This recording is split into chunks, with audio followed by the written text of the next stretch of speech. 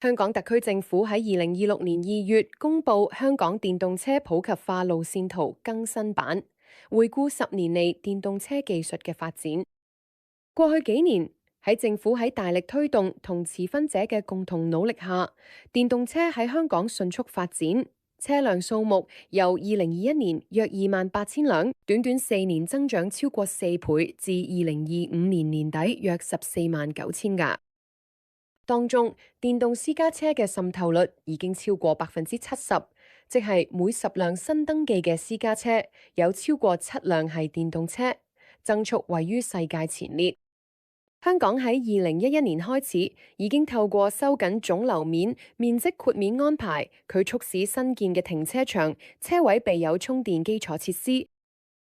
加上 EV 屋苑充電易資助計劃，現時香港已經有大約13萬個私人樓宇同屋苑停車場充電停車位。